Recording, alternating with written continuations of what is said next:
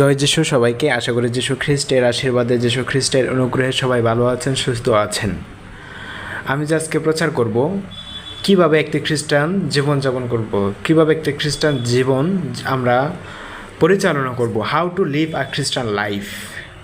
তো আপনি যদি এই চ্যানেলে নতুন হয়ে থাকেন তাহলে চ্যানেলকে সাবস্ক্রাইব করে আমাদের সঙ্গে থাকুন। আপনি যদি ঈশ্বরের বাক্যের জন্য আকাঙ্ক্ষিত হয়ে থাকেন তাহলে চ্যানেলকে সাবস্ক্রাইব করে আমাদের সঙ্গে থাকুন। আমরা এখানে ঈশ্বরের বাক্য শেয়ার করি, আপনি আশীর্বাদিত হবেন। আমেন। তো খ্রিস্টান জীবনযাপনের প্রয়োজনীয়তা, এই যাত্রায় খ্রিস্টের সাথে গভীর সম্পর্ক জড়িত, তার শিক্ষার দ্বারা পরিচালিত এবং তার আত্মার দ্বারা ক্ষমতাপ্রাপ্ত। আসুন জেনে নিই এমন একটি জীবন যাপন করা অর্থ কী, যা যীশু খ্রিস্টের প্রতি আমাদের বিশ্বাস এবং প্রতিশ্রুতি প্রতিফলিত করে। 1 নম্বর, খ্রিস্টের কাছে সম্পূর্ণ আত্মসমর্পণ।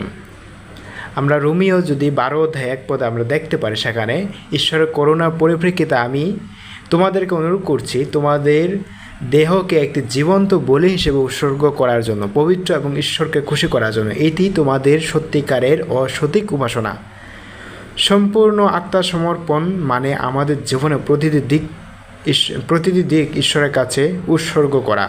আমাদের চিন্তা, আমাদের ক্রিয়া এবং আকাঙ্ক্ষাগুলি তার ইচ্ছার সাথে সারিবদ্ধ হওয়া উচিত এবং তার প্রতি আমাদের সম্পূর্ণ আস্থা প্রতিফলিত করে। এটাই হচ্ছে সম্পূর্ণ আরাধনা, সম্পূর্ণ উৎসর্গ। আমাদের জীবনকে হচ্ছে খ্রিস্টের কাছে আত্মসমর্পণ করা, খ্রিস্টের কাছে তুলে দেওয়া। যিশু যেমন আমাদের জন্য দিয়েছেন নিজের লাইফকে, জীবনকে।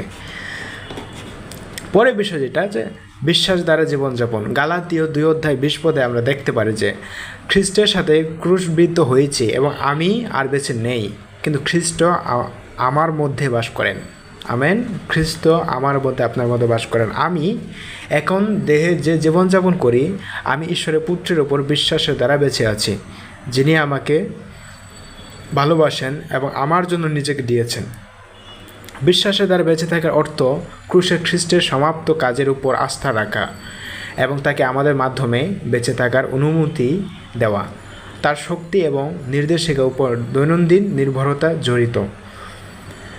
পরের বিষয়ে আমরা দেখব খ্রিস্টের আদেশগুলি অনুসরণ করা।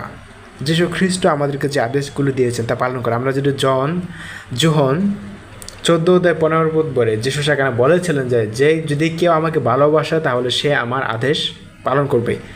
খ্রিস্টের আদেশের অনুগত তার প্রতি আমাদের ভালোবাসার একটি প্রদর্শনী।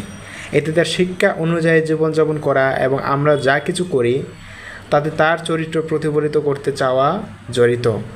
অন্যদের ভালোবাসা, আমাদের পরের যে বিষয়টা, অন্যদের ভালোবাসা। মথি 22:39 যিশু বলেছেন, নিজের প্রতিবেশীকে নিজের মতো করে ভালোবাসুন। অন্যদেরকে ভালোবাসা খ্রিস্টান জীবনযাপনের কেন্দ্রবিন্দুতে, অর্থাৎ অন্যকে প্রায়োরিটি দেওয়া, অন্যকে ভালোবাসা, প্রেম করা খ্রিস্টান জীবনের কেন্দ্রবিন্দু, অর্থাৎ মূল প্রধান। এর অর্থ প্রত্যেকের প্রতি সমবেদনা, দয়া এবং ক্ষমা দেখানো, যেমন খ্রিস্ট আমাদের দেখিয়েছেন।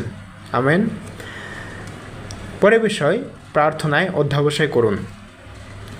1 থেসলোনিকীয় 5:17 সেখানে বলছেন অবিরত প্রার্থনা করুন। অবিরাম প্রার্থনা আমাদের ঈশ্বরের সাথে সংযুক্ত রাখে, আমাদের হৃদয়কে তার ইচ্ছার সাথে সারিবদ্ধ করে এবং আমাদের বিশ্বাসকে শক্তিশালী করে। আমাদের স্বর্গীয় পিতার সাথে নির্দেশনা, সমর্থন এবং ঘনিষ্ঠতার জন্য এটি একটি অপরিহার্য অনুশীলন। তারপরে শব্দের অধ্যয়ন এবং ধ্যান করা। আমরা গীত সংহিতা যদি 119 অধ্যায়ের 105 পড়ি, 19 অধ্যায় 105, সেখানে আমার পায়ের একটি প্রদীপ, আমার পথ একটি আলো। বাইবেল নিয়ে নিয়মিত অধ্যয়ন এবং ধ্যান আমাদেরকে প্রজ্ঞা, নির্দেশনা এবং ঈশ্বরের ইচ্ছা সম্বন্ধে জ্ঞান প্রদান করে। এটি আমাদের পথকে আলোকিত করে এবং আমাদের আধ্যাত্মিকভাবে বেড়ে উঠতে সাহায্য করে। পবিত্রতা সন্ধান করুন।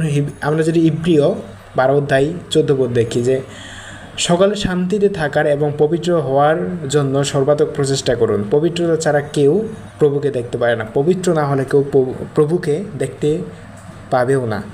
পবিত্রতা অন্বেষণের অর্থ হলো ঈশ্বরের জন্য আলাদা জীবনযাপন করার চেষ্টা করা, যা বিশুদ্ধতা, সততা এবং ধার্মিকতার প্রতি গভীর অঙ্গীকার দ্বারা চিহ্নিত। চার্চের সাথে যোগাযোগ করা, চার্চের সাথে যোগাযোগ রাখা, বসবাস করা, মণ্ডলীর সাথে একসাথে থাকা। প্রেরিত 2:42 আমরা যখন দেখি, প্রেরিতদের শিক্ষা এবং সহভাগিতা রুটি ভাঙ্গা এবং প্রার্থনায় নিজেদের নিবেদিত করেছিল। একটি গির্জার সম্প্রদায়ের অংশ হওয়া সমর্থন, জবাবদিহিতা এবং উৎসাহ প্রদান করে। এটি আধ্যাত্মিক বৃদ্ধি এবং সম্প্রদায়ে আমাদের বিশ্বাসের বাইরে থাকার জন্য অপরিহার্য। উদারতা এবং সেবা অনুশীলন করা। আমরা যদি দেখি যে বাইবেলে 2 কোরিন্থীয় 9:7 কী বলেছেন, আমরা তার বাইবেল থেকে দেখে নেবেন। তোমাদের প্রত্যেকের উচিত যা দেওয়ার জন্য আপনি মনে মনে সিদ্ধান্ত নিয়েছেন, অনিচ্ছায় বা বাধ্য হয়ে নয়, বরং ঈশ্বর একজন প্রফুল্ল দাতাকে ভালোবাসেন। কারণ ঈশ্বর একজন প্রফুল্ল দাতাকে ভালোবাসেন। আপনি জোর করে দিবেন না, অনিচ্ছায় দিবেন না, ইচ্ছুক না সেখানে দেবেন না, কিন্তু আপনার মনের ইচ্ছায় দেবেন, আপনার হৃদয় থেকে দিবেন। কারণ ঈশ্বর একজন প্রফুল্ল দাতাকে ভালোবাসেন। উদারতা এবং সেবা খ্রিস্টের প্রেম এবং সমবেদনা প্রতিফলিত করে। এগুলো হলো ঈশ্বরের আশীর্বাদের জন্য আমাদের বিশ্বাস এবং কৃতজ্ঞতার প্রকাশ। খ্রিস্টের সাক্ষ্য বহন করা। প্রেরিত 1:8 আমরা যখন দেখি যে পবিত্র আত্মা আপনাদের উপর আসবেন, তখন ও আপন শক্তি পাবেন এবং আপনি জেরুসালেমে, সমস্ত জুড়িয়া এবং সামরিয়াতে এবং পৃথিবীর শেষ প্রান্তে আমার সাক্ষী হবে। যিশু এই কথা বলেছেন। আমাদের জীবনে খ্রিস্টের কাজের আমাদের বিশ্বাস এবং সাক্ষ্য ভাগ করা খ্রিস্টের জীবনযাপনের একটি গুরুত্বপূর্ণ দিক। এভাবেই আমরা মহান কমিশনকে পূর্ণ করি এবং সুসমাচার প্রচার করি। খ্রিস্টীয় জীবনযাপনের মধ্যে রয়েছে খ্রিস্টের কাছে সম্পূর্ণ আত্মসমর্পণ, বিশ্বাসের দ্বারা জীবনযাপন করা, তার আদেশগুলো অনুসরণ করা, অন্যদেরকে ভালোবাসা, প্রার্থনা অধ্যবসায় করা, শব্দ অধ্যয়ন করা, পবিত্রতা অনুসন্ধান করা, গির্জার সাথে যোগাযোগ করা, উদারতা এবং সেবা অনুশীলন করা, সাক্ষ্য বহন করা। খ্রিস্টের আমরা যখন এই নীতিগুলি মূর্ত করার চেষ্টা করি, আমরা আমাদের ত্রাণকর্তার ভালোবাসা এবং অনুগত প্রতিফলিত করে। আমেন। এবং প্রতিদিন তার নিকটবর্তী হই। আসুন আমরা এই যাত্রায় প্রতিশ্রুতিবদ্ধ জেনে রাখি যে পথের প্রতিটি পদক্ষেপে ঈশ্বর আমাদের সাথে আছেন। আমেন। অলওয়েজ ঈশ্বর আমাদের যুগান্তর পর্যন্ত তিনি আমাদের সঙ্গে সঙ্গে আছেন। জয় যিশু।